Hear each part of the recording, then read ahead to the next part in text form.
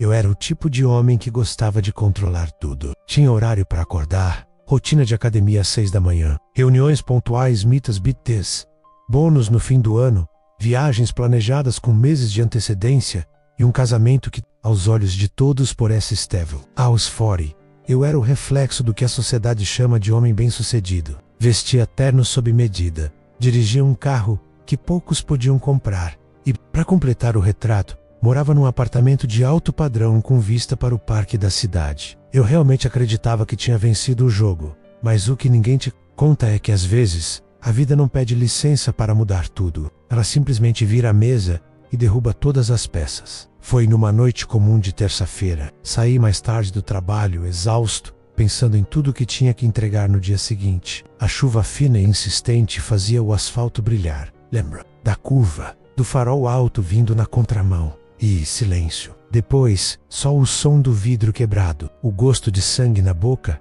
e uma dor insuportável na perna. Acordei no hospital 3 dias depois. 2 fraturas no fêmur coluna, comprometida a mobilidade reduzida por tempo indeterminado. A médica me olhou com compaixão e disse: "Você vai precisar de paciência.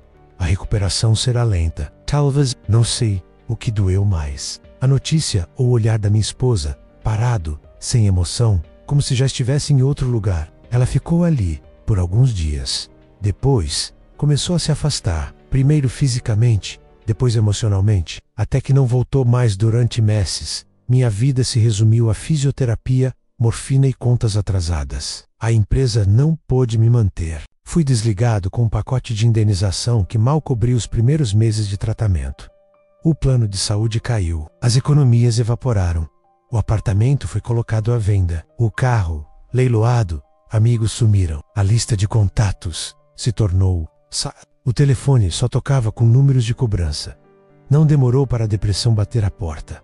Comecei a questionar tudo. Como um homem que fez tudo certo, chegou até ali. Por que comigo? O que fiz de errado? Passei dias sem levantar da cama, meses sem olhar para o espelho. Tinha vergonha de mim. Sentia-me um peso para o mundo. E se não fosse minha irmã, que me levou para morar com ela num quarto dos fundos da casa, talvez eu nem estivesse aqui para contar essa história. Foi ali, no fundo do poço, que comecei a ouvir o eco da minha própria dor. E esse eco me fez perceber uma coisa. Ou eu morria ali mesmo, sufocado pela autopiedade, ou dava um jeito de respirar diferente. Eu ainda mal andava direito, mas precisava fazer algo, qualquer coisa. A resposta veio de onde eu menos esperava. Um antigo colega da juventude me encontrou por acaso na rua, me reconheceu e disse: "Cara, o que aconteceu contigo?" Contei Paul. Alto, ele ficou visivelmente tocado. No dia seguinte apareceu com uma bicicleta usada, enferrujada, mas funcional, e disse: "Tá aqui, vi que você ainda manca, mas já anda. Comece entregando umas marmitas aí no bairro. Tenho uma amiga que cozinha bem e está precisando de alguém de confiança. Não paga muito, mas já ajuda." No começo, me senti humilhado. Eu, que fui diretor de vendas, com MBA, entregando comida em bairro popular, mas quando me vi com aquele pacote quente na mão, pedalando com esforço por ruas que antes eu só via de dentro do carro blindado, entendi que aquilo era mais que trabalho. Era terapia, era redenção. Cada entrega era como se eu estivesse entregando uma parte de mim mesmo de volta à vida. Lembro até hoje da primeira cliente que me perguntou: "Surpresa, moço, você parece tão diferente. O que te trouxe até aqui?" Respirei fundo e respondi: "A vida, senhora. A vida me trouxe." Ela sorriu e disse: "Então seja bem-vindo. A gente precisa de mais gente assim por aqui." Voltei para casa naquele dia com o coração cheio, pela primeira vez em anos. Não por causa do dinheiro, que era pouco menos, mas pela sensação de ter feito algo com valor, mesmo que pequeno. E ali nasceu uma semente, uma pequena faísca de esperança. Algo dentro de mim começou a despertar. Nos dias seguintes continuei fazendo entregas, poucas por dia, sempre com dificuldade por conta das dores, mas com uma disposição que eu não lembrava de ter. Com o tempo, comecei a perceber padrões. Bairros que tinham mais demanda, restaurantes que não tinham serviço de entrega, pessoas que confiavam em mim só pelo fato de eu aparecer todos os dias com pontualidade e respeito. Foi então que uma ideia começou a ganhar forma dentro da minha mente. E se eu não fosse só um entregador? E se eu criasse algo maior? Para pessoas acima dos 40 que, como eu, precisavam recomeçar? Mas isso já é outra parte da história.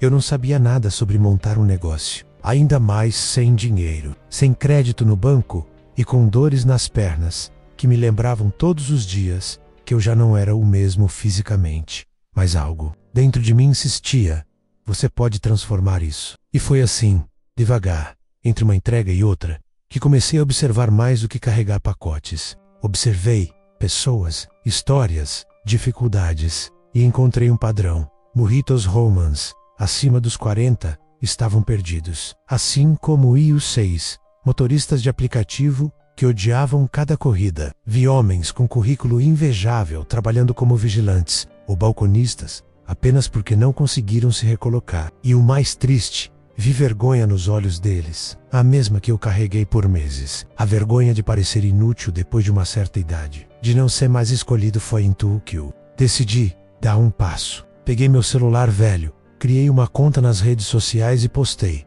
entregas com respeito e pontualidade. Serviço feito por quem acredita que recomeçar aos 40 é possível. Em menos de 24 horas, 4 restaurantes locais me chamaram. Um deles escreveu: precisamos de alguém assim aqui. Gente séria. As entregas aumentaram. Eu já não dava conta sozinho. Um dia, ao conversar com um senhor que vendia frutas numa banca improvisada, descobri que ele estava há 6 meses tentando achar algo para ganhar um pouco mais. Ofereci a ele um turno de entregas no meu lugar enquanto eu fazia fisioterapia, El Tapo, e fez um ótimo trabalho. Aos poucos, fui treinando pessoas, amigos de outros tempos, conhecidos da vizinhança, gente que estava esquecida. Dei a eles a mesma bicicleta velha que me deram um dia e uma chance. Não oferecia salário fixo, nem promessas, só uma oportunidade digna. E cada um que aceitava, voltava com algo diferente no olhar. Orgulho, um por um, fomos construindo algo. Sem nome, sem logo, sem CNPJ, apenas uma rede de gente que não desistiu. Trabalhávamos com o que tínhamos, às vezes uma mochila emprestada, às vezes embalagens improvisadas, mas com um compromisso: ninguém seria tratado como o resto da sociedade. E os clientes começaram a notar isso. Recebi mensagens como: seu entregador foi extremamente gentil com minha mãe idosa. Obrigada. Vocês estão fazendo algo diferente. Dá para sentir no jeito de falar, no cuidado. E isso me emocionava profundamente, porque por dentro eu ainda estava me reconstruindo. Ainda tinha medo. Ainda acordava no meio da noite, achando que tudo ia desmoronar de novo. Mas a cada sorriso de um entregador que voltava com a mochila vazia e o coração cheio, me lembrava: estamos tentando. E isso já é vitória. Se você chegou até aqui e essa história está tocando seu coração de alguma forma, eu quero te pedir um favor especial. Deixe seu like agora nesse vídeo, se inscreve no canal e compartilha com alguém que esteja passando por um recomeço. Isso não é só um botão, é a forma que você tem de ajudar esse canal a alcançar mais pessoas que precisam acreditar de novo. Seu apoio faz toda a diferença. Com o tempo, começamos a ganhar uma certa notoriedade. Fomos convidados para entregar em eventos pequenos. Empresas locais começaram a nos indicar como entregadores de confiança. E o mais surpreendente, começamos a atrair pessoas que queriam trabalhar conosco não por dinheiro, mas por propósito. Um senhor de 56 anos, ex-mecânico, me procurou dizendo: eu só queria sentir que ainda sou útil. E foi. Em 2 semanas, ele já cuidava da logística de 3 entregadores. Uma mulher de 47 que passou por um divórcio devastador, encontrou nas entregas uma forma de voltar a sorrir. Aqui ninguém me julga. Aqui eu sou gente. E comecei a entender algo maior. Não era só sobre trabalho, era sobre restauração, sobre devolver dignidade, sobre reconstruir não só o bolso, mas também a alma.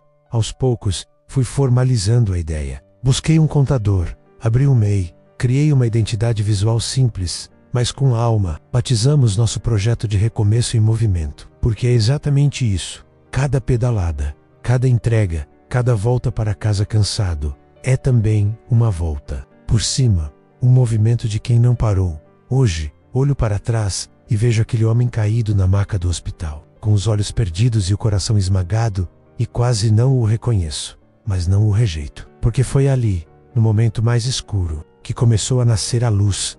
E o mais bonito é que essa luz agora ilumina outros também, mas a caminhada ainda estava só começando. No início, Éramos só eu e 2 entregadores. Depois, 5. Em poucos meses, éramos todos acima dos 40, com histórias marcadas por perdas, recomeços e cicatrizes invisíveis. Mas havia algo que nos unia, a vontade de recomeçar, com dignidade. E talvez por isso os clientes nos tratassem com tanto carinho. Eles sabiam, sentiam que por trás daquela entrega pontual havia uma batalha silenciosa sendo vencida.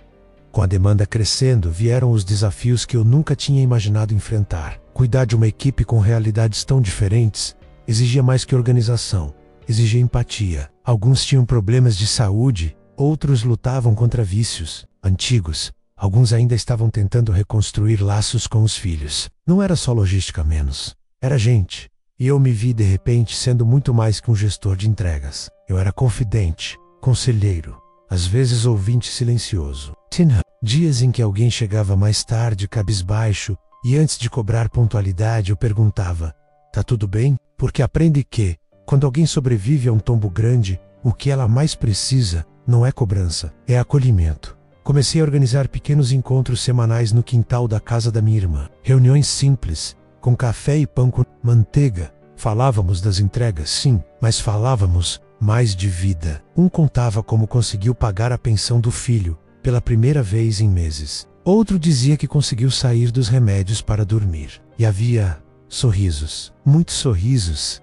Esses encontros se tornaram nosso combustível invisível. E foi nesse clima de fraternidade que o projeto Recomeço em Movimento começou a virar assunto na cidade. Uma rádio local fez uma matéria sobre nós. Logo em seguida, um pequeno jornal comunitário publicou nossa história. E aí as coisas mudaram. Empresários começaram a nos procurar querendo ajudar. Doaram mochilas térmicas, coletes refletivos, bicicletas seminobás. Uma gráfica local nos deu de presente adesivos com nosso nome. Pela primeira vez, vi um dos nossos entregadores sorrindo ao olhar o logo estampado na mochila.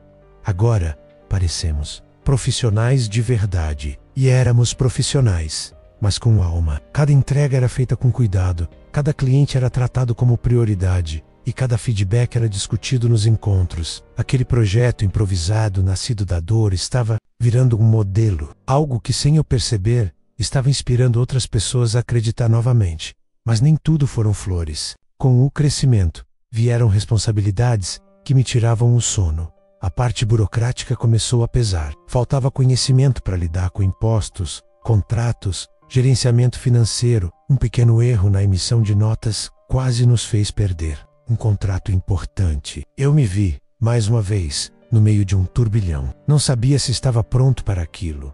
Foi quando decidi voltar a estudar. À noite, depois das entregas e das reuniões, comecei a fazer cursos gratuitos pela internet sobre administração de pequenos negócios. Anotava tudo. Assistia a aulas com fones de ouvido enquanto lavava a louça, e cada aprendizado novo era como uma ferramenta a mais na minha caixa. Passei a organizar as finanças da equipe, dividir porcentagens justas, estabelecer rotas inteligentes, fazer parcerias com pequenos restaurantes e padarias. Em pouco tempo conseguimos aumentar os ganhos de todos. Ninguém ficava mais no prejuízo por causa de um cliente que cancelava de última hora. Criamos um fundo de emergência, e começamos a funcionar como uma verdadeira cooperativa.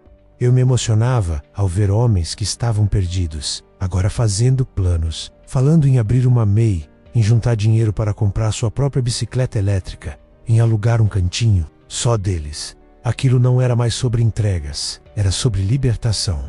E então, algo ainda maior aconteceu. Um vídeo curto que gravamos contando nossa história viralizou nas redes. Milhares de visualizações, comentários de todo o país, gente perguntando como montar algo parecido em suas cidades, homens e mulheres dizendo: "Vocês me deram esperança." Eu fiquei em silêncio por minutos quando li um dos comentários, que dizia: "Tenho 52 anos, fui demitido há 2 anos e nunca mais consegui trabalho. Estava pensando em desistir, até ver esse vídeo. Hoje vou sair com minha bicicleta e tentar.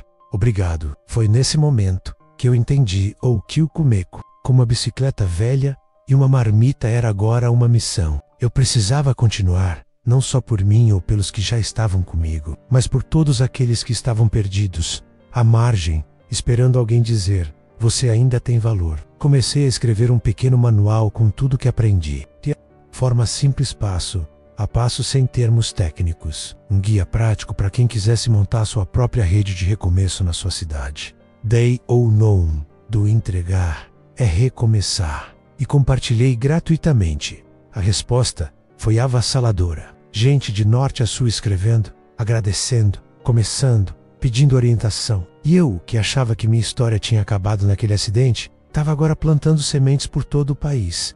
Mas no fundo, eu sabia, ainda havia mais por vir. Eu costumava pensar que sucesso era subir uma escada sozinho e, lá de cima, olhar os outros tentando alcançar o mesmo degrau. Hoje, entendo que o verdadeiro sucesso é quando você estende a mão, volta alguns degraus e ajuda alguém a subir com você. Porque foi isso que me salvou. E é isso que tem salvado tantos outros. O projeto Recomeço em Movimento se espalhou para além do bairro. Recebemos convites de outras cidades, convocações para palestras em centros comunitários. Até organizações não governamentais nos procuraram querendo entender nosso modelo. De repente, eu, que não conseguia nem sair da cama há 2 anos atrás, estava a MP, com o microfone na mão, dizendo para uma sala cheia de homens e mulheres que a vida pode recomeçar aos 40. iOS 50, ou quando for, começamos a estruturar filiais. Um grupo em outra cidade pegou nosso manual e adaptou para a sua realidade. Deu certo. Criaram uma rede com 5 entregadores e batizaram de Nova Chance. Me chamaram para conhecer. Quando cheguei, vi um senhor de 61 anos, com um uniforme simples e sorriso largo, me dizer: "Você não me conhece, mas mudou minha vida. E aquilo não tem preço." O impacto de saber que a sua dor virou ponte para a cura de outro ser humano é indescritível. Eu chorava com frequência, não mais de tristeza, mas de um tipo de gratidão que é maior que qualquer explicação racional.